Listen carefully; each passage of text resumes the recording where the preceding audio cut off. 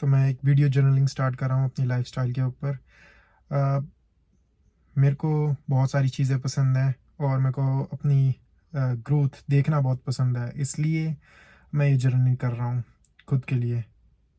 और छोटी-मोटी जो भी चीज़ें होती हैं अपनी दिनचर्या के बारे में, वो मैं शेयर करूँगा आप लोगों के साथ और खुद के साथ भी। तो इंट्रो तो आप लोगों ने देख लिया था। अब जो मेरा पहला टास्क है आज का, वो है मम्मी को स्कूल छोड़ के आना। मेरी मम्मी एक छोटे बच्चों के स्कूल में टीचर हैं, तो अभी मेरी मम्मी आने वाली होंगी।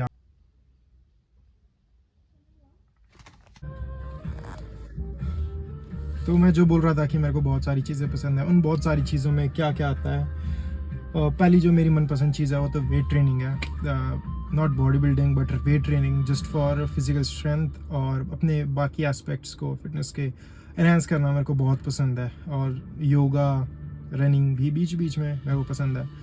और दूसरी जो चीज़ें हैं, मेरे को सेल्फ़ इम्प्रूवमेंट वाली चीज़ें बहुत पसंद है। सेल्फ़ इम्प्रूवमेंट नॉट जस्ट कि पैसा ज़्यादा कमाना, फाइनेंशियल इंडिपेंडेंस, जैसा कि मतलब आजकल रेगुलर जो चल रहा है, red pill society, sigma male, ऐसे वाला नहीं।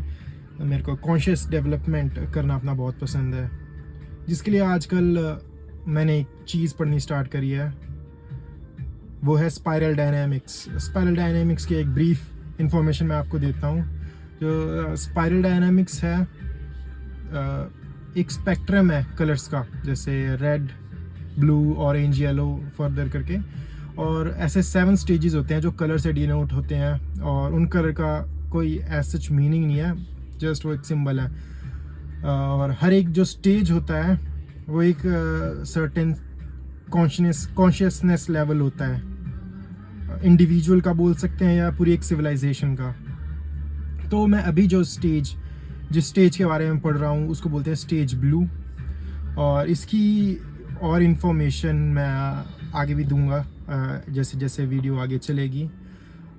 इसके बाद मैं ब्रेकफास्ट करके जिम जाने वाला हूँ अपने, और आज मेरा लेग डे है। लेग्स मेरी फेवरेट एक्सरसाइज होती है। मेरे को बेसिकली 3 एक्सरसाइजेस बहुत पसंद है, स्क्वाट्स, डेडलिफ्ट और बेंच प्रेस। जो पावर लिफ्टिंग वाली एक्सरसाइजेज होती हैं, ये 3 मेरे को बहुत पसंद है। तो आज मेरा वैसे स्क्वाट डे है, उसकी वीडियो दिखाऊंगा अपने जिम पार्टनर के साथ। और जैसे जैसे आगे दिन बढ़ेगा, जैसे जैसे ये वीडियो की सीरीज़ आगे बढ़ेगी, आप लोगों को मेरे बारे में जानने का बहुत अच्छा मौका मिलेगा। मेरे को भी खुद अपने आप को जानने का बहुत बढ़िया मौका मिलेगा। और ये यूट्यूब एड्स, विष्णु स्त्रोतम बज रहा था। यस, ये देखो विष्णु स्त्रोतम बज रहा है।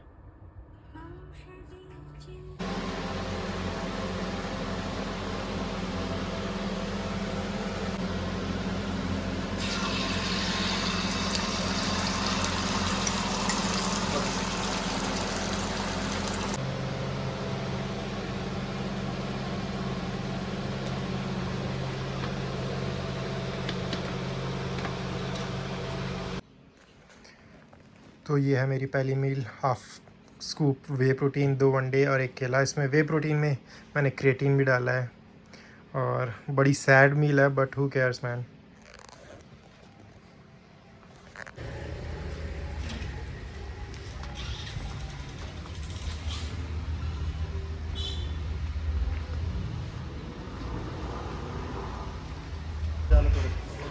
भाई तुझे बताओ क्या हुआ, सुन तो सही इसको तो, ओ यार ये सही लाया तू। बंदी से बात कर रहा था ना तू? कर रहा है एंट्री वो। इधर देख, बंदी से बात कर रहा था ना, हाँ कर रहा है।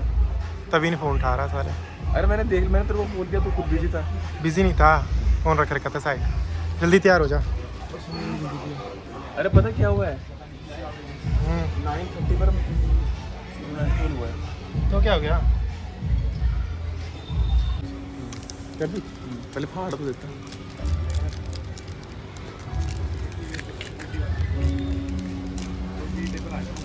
ये अपना BCW। बस यार नॉर्मल पानी, थोड़ा वो मिठास मिल जाती है, इंसुलिन स्पाइक हो जाएगा, और क्या चाहिए।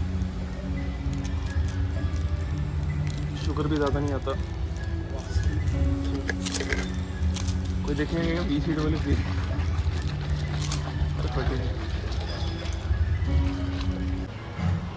ये है अपना पहला वार्म अप सेट।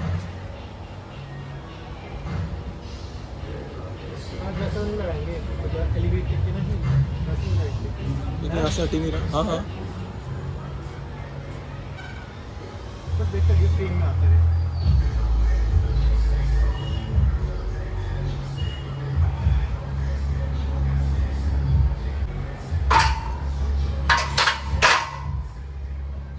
रोक दो।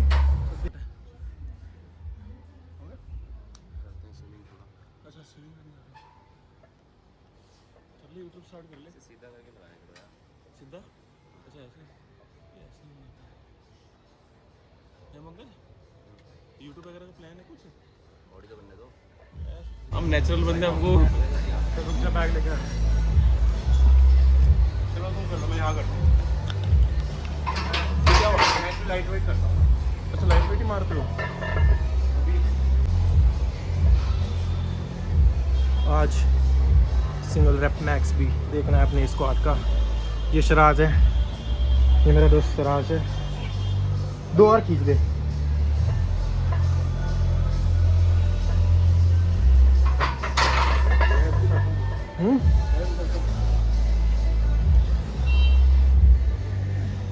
बहुत बढ़िया, बहुत बढ़िया।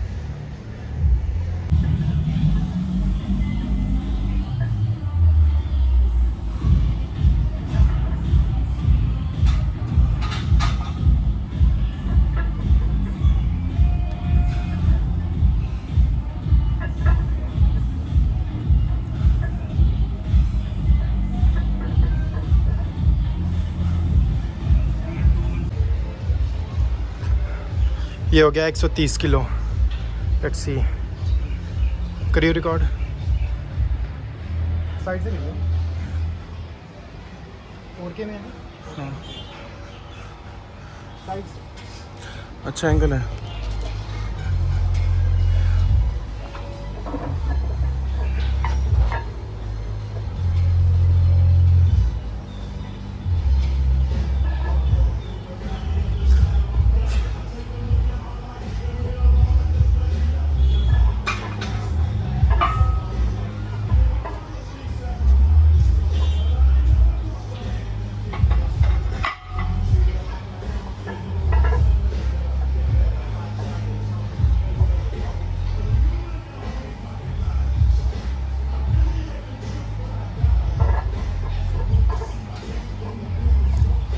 बस बस।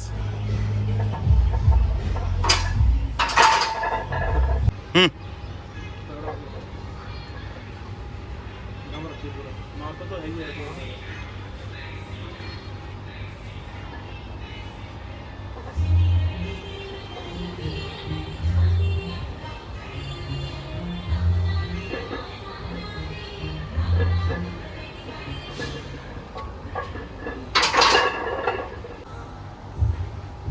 कैप्शन में लिख दो 150 kg। स्टार्ट कर दिए? हाँ स्टार्ट।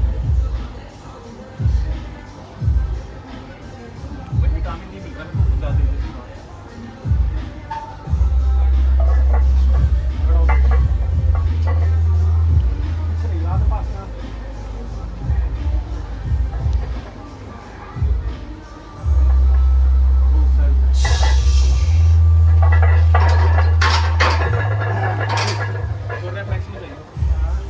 लग गया एक।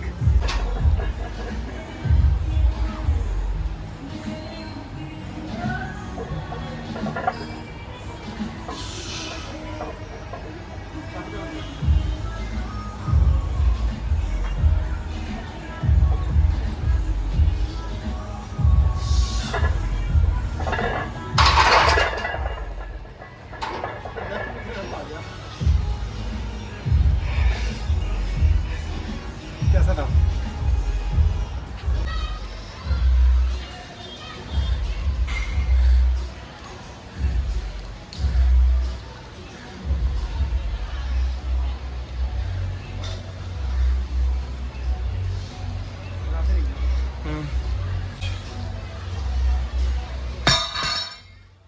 कल का तूने भेजा नहीं मेरे को यार।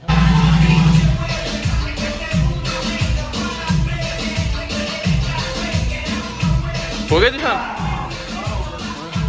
सो लेग का वर्कआउट पूरा हो चुका है and now we are going to train jiujitsu. ये कॉम्बैट स्पोर्ट है, ऑल्टरनेटिवली हम शराज और मैं ये करते हैं अपनी कार्डियोवैस्कुलर स्ट्रेंथ बढ़ाने के लिए, और मतलब आना चाहिए कॉम्बैट स्पोर्ट, बस ऐसी प्रैक्टिस है फ़न के लिए। एंड एक और बात मैं सोच रहा था वर्कआउट करते करते आज की, मतलब हर किसी की एक अपनी स्टोरी होती है कि वो कैसे वाकिफ़ हुआ जिम से या फिर किसी भी एक चीज़ से जिसको भी वो पसंद करता है। कोई वाकिफ़ हुआ होगा पेंटिंग से, डांसिंग से, हर किसी की स्टोरी होती है। जैसे मेरा जो मतलब बिगिनिंग थी, मैं जिम से क्यों वाकिफ़ हुआ, मेरे पापा अपने टाइम के हिसाब से बहुत फिट थे, उनके एस्थेटिक्स भी काफ़ी अच्छे थे, तो उनको देखता था। मैं जब छोटा था 8-9 साल का, उनको देखता था, घर पे ही वर्कआउट करते थे, कभी कभार मेरे को जिम भी साथ में लेके जाया करते थे। एंड उनको देखते देखते मेरे को भी एक चस्का चढ़ गया वर्कआउट करने का। तो तब से आज तक ऑलमोस्ट 5 इयर्स तो मैं वेट ट्रेनिंग कर रहा हूँ। बस उससे भी पहले regular calisthenic exercises, swimming and combat exercises, कभी बॉक्सिंग कर ली, कभी कुछ कर लिया, ऐसे ऐसे करके मैं कुछ ना कुछ एक्टिविटी में, फिज़िकल एक्टिविटी में इन्वॉल्व रहा हूँ, जिससे मेरे बहुत सारे बेनिफिट रहे हैं। साइकोलॉजिकल बेनिफिट्स हो सकते हैं, फिज़िकल बेनिफिट्स हो सकते हैं, मेरी इम्यूनिटी जो कि मेरे को अपने बाकी जो लाइफ के पार्ट्स हैं उनमें बहुत हेल्प कर रही है। तो ये तो चलो साइड स्टोरी होगी। And now we are going to train jiujitsu. Frame एक बार चेक कर लिया, अब देख जब खड़े हो रहे हैं ना फ्रेम में आ गए, थोड़ा नीचे करके देख, आ रहा हूँ। हाँ हाँ, चला दे फिर।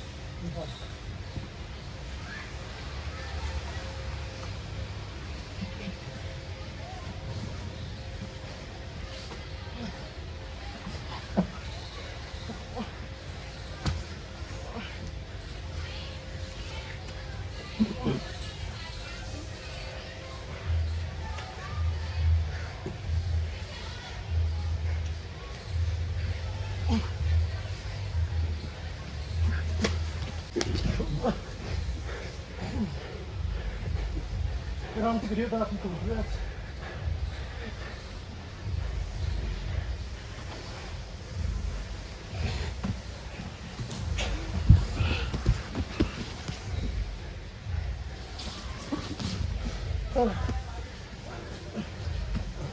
बस हो गया। हाँ हो गया लेना तूने।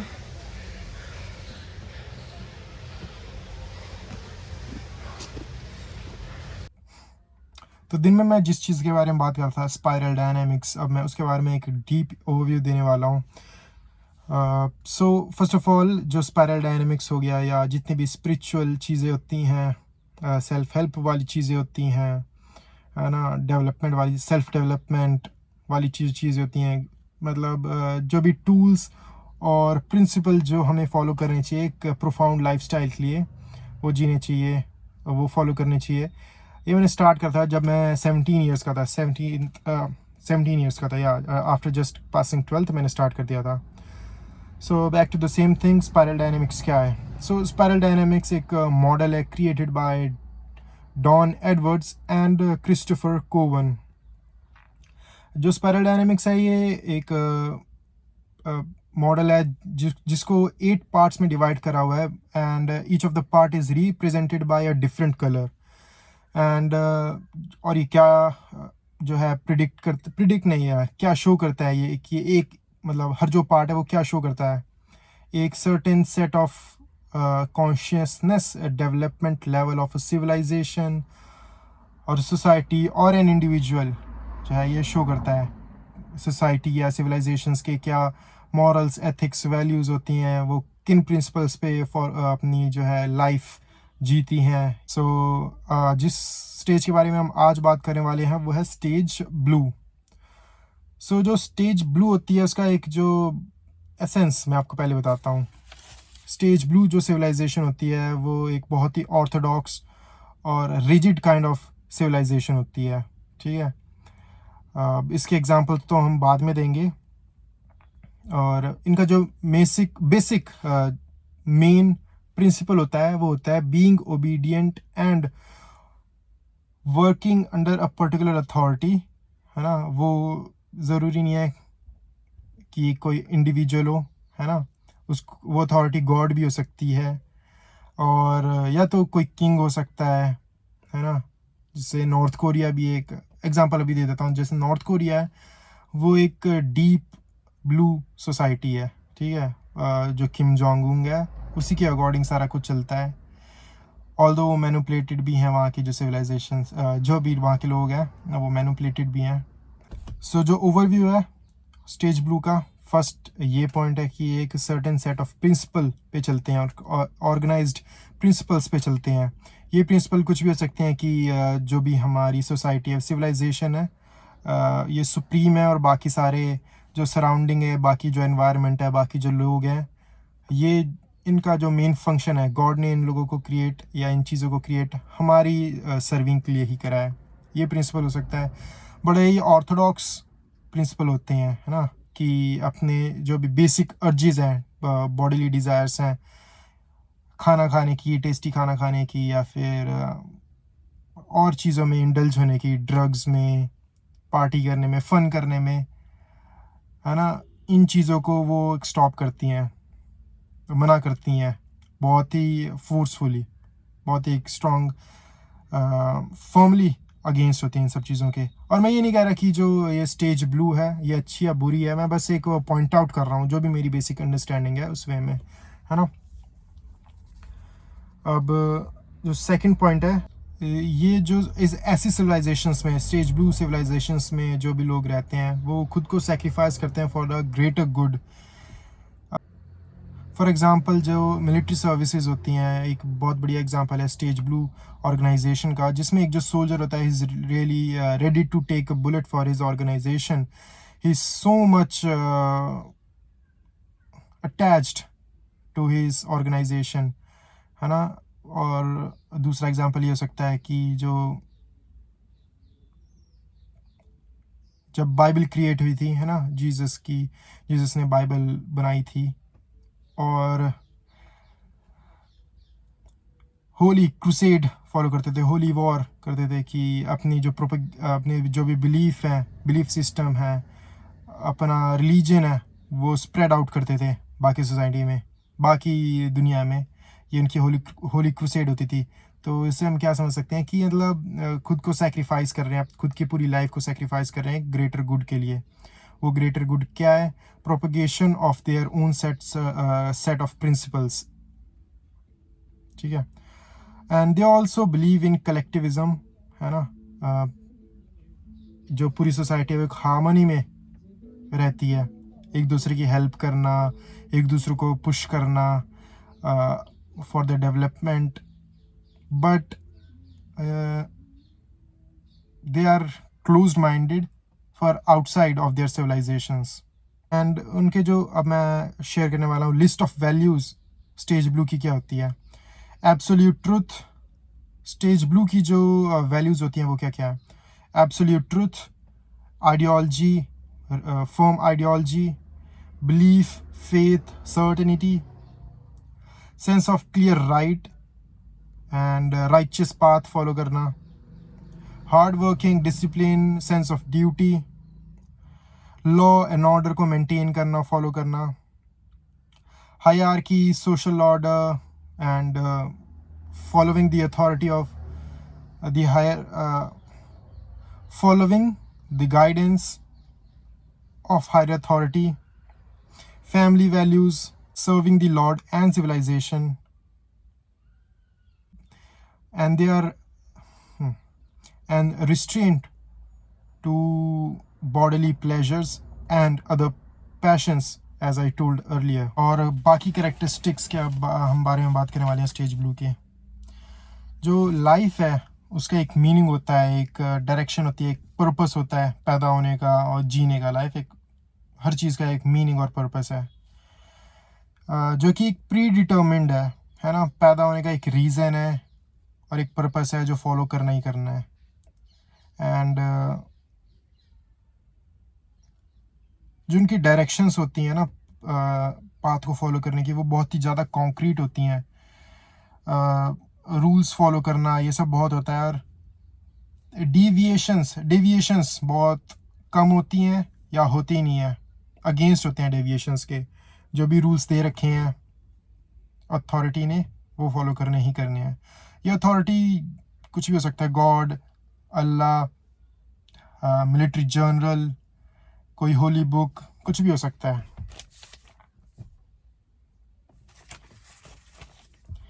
जो ब्लू सोसाइटी के जो इंडिविजुअल होते हैं बहुत ही प्रेडिक्टेबल होते हैं एंड ट्रस्टवर्दी भी होते हैं, लॉयल होते हैं अपनी कम्युनिटी के लिए, बहुत ज़्यादा लॉयल होते हैं अपनी कम्युनिटी के लिए, जान भी दे देंगे वाले एटीट्यूड होता है। जो मेरे को बहुत ही फैसिनेटिंग लगती है बात ब्लू सिविलाइजेशंस के इंडिविजुअल के बारे में, वो ये है कि बहुत ही ज़्यादा एक्चुअल ले जाते हैं चीज़ों को। जैसे कि गॉड है, वो एक लिविंग बीइंग है जो कि आसमान में रह रहा है, या फिर जो डेविल है वो भी एक रियल बीइंग है जो कि मैनिपुलेट करता है और अपने में जोड़ने की कोशिश करता है, राइट पाथ से भटकाने की कोशिश करता है। एक रियल बीइंग है डेविल भी, बट जो कि ऐसा होता नहीं है। ये एक मेटाफोर्स होते हैं। डेविल और जो गॉड है एक मेटाफर है, नॉट मेटाफर। इनकी भी अलग डेफिनेशंस है ना। बहुत ही मतलब गॉड एक्चुअल में एग्जिस्ट करता है बट इनकी अलग डेफिनेशंस है। हम कैसे डिफाइन करेंगे गॉड को, ये कभी बाद में हम बात करेंगे क्योंकि बहुत ही डीप टॉपिक है ये भी। और जो इंडिविजुअल्स होते हैं ब्लू स्टेज के, बड़ा ही ब्लैक एंड वाइट वे में जीते हैं। There is absolute right thing and there is absolute wrong thing. कोई ग्रे एरिया होता ही नहीं है, या तो बिल्कुल सही है कोई चीज़ या बिल्कुल ही गलत है। और जो गलत है उसको अटैक करना चाहिए और जो चीज़ सही है वो फॉलो करनी चाहिए। अब और अपने ही हिसाब से वो बनाते हैं कि क्या चीज़ सही है और क्या चीज़ गलत है, और जो उसमें सेट नहीं बैठता है उसको वो अटैक करते हैं। जैसे कि बाइबल में, कुरान में, या पहले कॉन्स्टिट्यूशंस में भी लिखा होता था कि जो सेम सेक्स मैरिज है वो अबॉलिश्ड है, ऐसा होना ही नहीं चाहिए, ये गलत चीज़ है ना। अब तो जैसे जैसे डेवलपमेंट हो रही है सोसाइटी के, इन चीज़ों को एक्सेप्ट करने लगे हैं। बट ब्लू स्टेज सोसाइटीज़ में बहुत ही ज़्यादा ऑर्थोडॉक्स होता है और they attack these things. They are homophobes, racist, misogynist, ऐसे होता है। ये एक गलत ट्रेट है मेरे हिसाब से, बट उनके हिसाब से ठीक होता है। और ऐसा क्यों है? क्योंकि जो स्टेज ब्लू की इंडिविजुअल्स होते हैं ये लोग लिटर इंटरप्रिटेशन लेते हैं होली बुक्स की, बाइबल की या फिर कुरान की या फिर भगवद गीता की। लिटरल इंटरप्रिटेशन लेते हैं और अपने फ्री थिंकिंग एबिलिटी को यूज़ नहीं करते हैं। अपनी खुद की ओपिनियन फॉर्म करने की कोशिश नहीं करते हैं, जिसकी वजह से कलेश हो सकते हैं। मैं एग्जांपल्स शेयर करूंगा स्टेज ब्लू सोसाइटीज़ का, ठीक है। Middle eastern societies, north Korea, Indian caste system, Islamic society,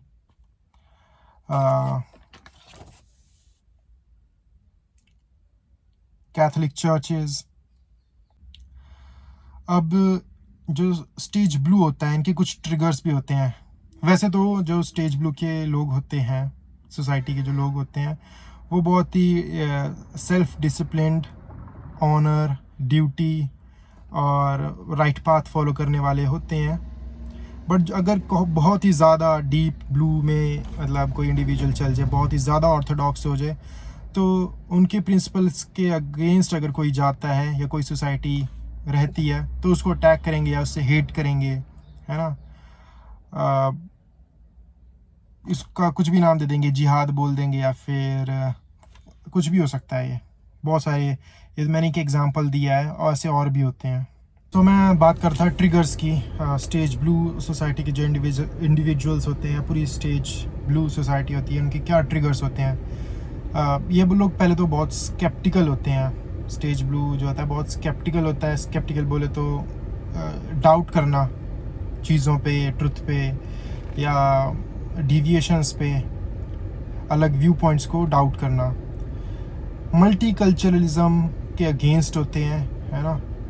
जो उनका कल्चर है उसी के अकॉर्डिंग होना चाहिए। मतलब थोड़ा नार्सिसिस्टिक ट्रेट आ जाता है अपने कल्चर को लेके, और जो उसके ऑपोजिट में कल्चर है या उसके अगेंस्ट है जो कल्चर या अलग ही है कल्चर, उसको लेके ट्रिगर हो जाते हैं। फ्री थिंकर्स को अवॉइड करते हैं। फ्री थिंकर्स मतलब जो अपनी ओपिनियन खुद बनाए, अपने प्रिंसिपल, अपनी वैल्यूज़ खुद बनाए सोसाइटी या फिर अपने इंडिविजुअल एक्सपीरियंसेस के थ्रू। अगर कोई रूल ब्रेक करता है स्टेज, मतलब उनकी होली बुक में अगर दे रखा है स्टेज, उन रूल्स को कोई ब्रेक करता है या फिर उसके अकॉर्डिंग काम नहीं करता है, तो उससे भी ट्रिगर हो सकते हैं। नेशन को, रिलीजन को, इनको बेट्रे अगर कोई करे तो भी ट्रिगर ये हो सकता है। प्रोग्रेसिवनेस को भी थोड़ा सा ये लोग अवॉइड करते हैं। मतलब साइंटिफिक टेम्पर अपना कम रखते हैं। साइंटिफिक टेम्पर कम क्यों रखते हैं? कम इसलिए रखते हैं कि जैसे जैसे लोगों का साइंटिफिक टेम्पर बढ़ता है वो फ्री थिंकर्स भी बनने लगते हैं, है ना। एक रियलिटी जब चीज़ों के सामने आने लगती है और जब रियलिटी उन प्रिंसिपल्स के अगेंस्ट होती है स्टेज ब्लू के, तो उससे ट्रिगर होता है। इनडायरेक्ट इफेक्ट है ये। अब टॉक्सिक ट्रेड्स भी जो हम शेयर करेंगे जो होते हैं, अच्छे भी ट्रेड्स होते हैं किसी चीज़ के, जैसे मैंने बताया सेंस ऑफ ड्यूटी, लॉयल और अपने पाथ को फॉलो करना, राइचियसनेस, करेज, ये सारी जो इनके गुड ट्रेड्स हैं। अब ऐसे टॉक्सिक ट्रेड क्यों होंगे जब ज़्यादा ही डीप ब्लू सोसाइटी हो जाएगी, है ना। रेडिकल बहुत ज़्यादा होते हैं। Radical fundamentalism, intolerant to other belief system, outside the box नहीं सोच सकते, नेचुरल अर्जेस, डिज़ायर्स को सप्रेस करना। अब ये सप्रेस करना क्यों गलत है? ये तो अच्छी बात भी होनी चाहिए, बट सप्रेस करना क्यों गलत है? ठीक है, ये मैं अपनी ओपिनियन अब शेयर करने वाला हूँ। जो अगर हम किसी चीज़ को सप्रेस कर रहे हैं विद फोर्स, ज़बरदस्ती कंट्रोल कर रहे हैं, है ना, तो बट हमारे मन में आ रही है, बट हम उसको अपने ज़बान पे नहीं आने दे रहे हैं, उस वे में एक्शन नहीं ले रहे हैं, है ना, तो ये उतना अच्छा नहीं है कि हमारे मन में ही ना आए वो चीज़। मन साफ होना चाहिए, है ना। कैसे मैं शायद अच्छे से एक्सप्लेन नहीं कर पाया, फिर से ट्राई करता हूँ।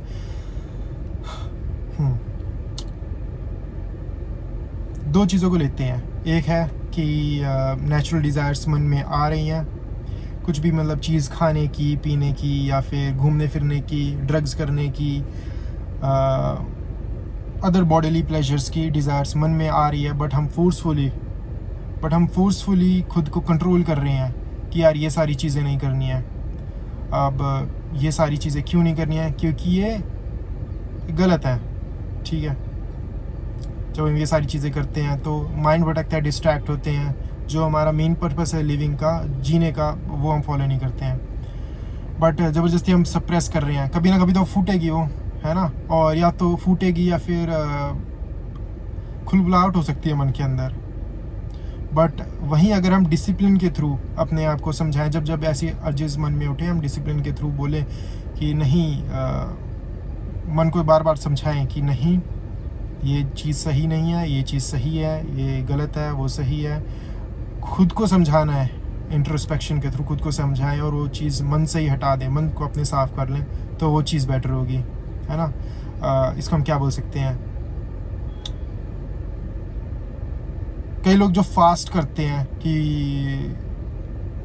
भगवान के नाम का फास्ट कर रहे हैं, है ना, फास्ट कर रहे हैं, बट उनके मन में मतलब फिर भी टेस्टी चीज़ें खाने का मन करता है। फास्ट के दिन लोग ज़्यादा खाते हैं, ये मैंने नोटिस करा है। फास्ट के दिन लोग ज़्यादा खाने लगते हैं, फिर बोलते हैं फास्ट के बाद मेरा वज़न कैसे बढ़ गया है ना।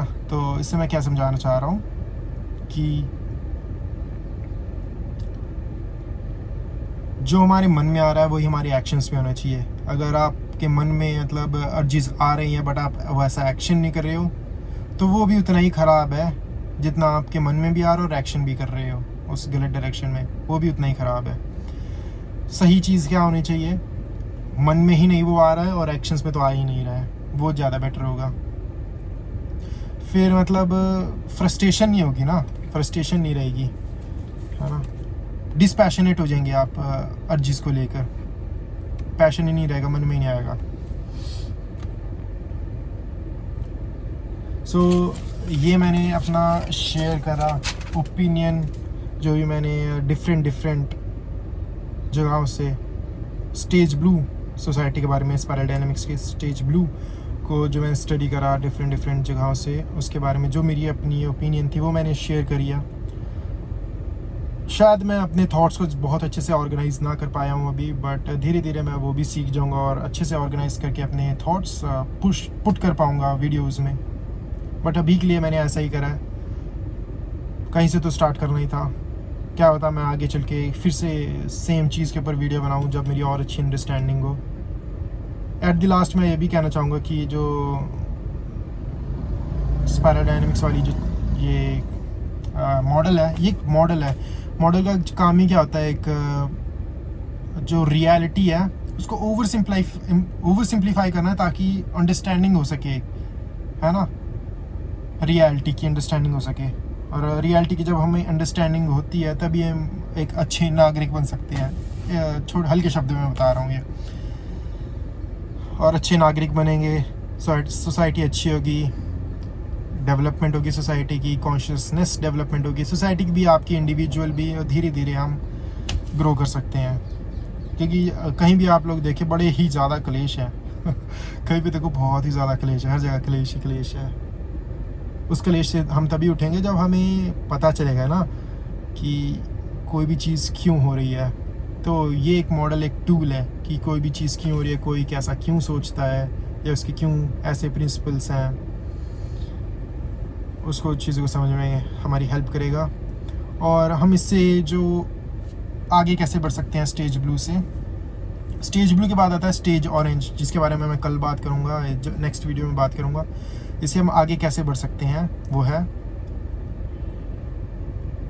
सेल्फ रियलाइजेशन से कि yes I am on a stage blue. और जब भी हमारा थॉट प्रोसेस हो या फिर हमारे एक्शंस हो, उसको अगर हम ऑब्जर्व करें और वो स्टेज ब्लू से मैच कर रहे हैं, है ना, बार बार ऑब्जर्व करेंगे, तो आपका जो बैरियर था वो स्टेज ब्लू वाला वो टूट जाएगा और आप इससे आगे बढ़ जाएंगे। मैं ऐसे ही करूँगा, क्या पता मैं भी पहले ही स्टेज ब्लू में था, हिंदूवाद या जो हिंदूवाद तो नहीं, मतलब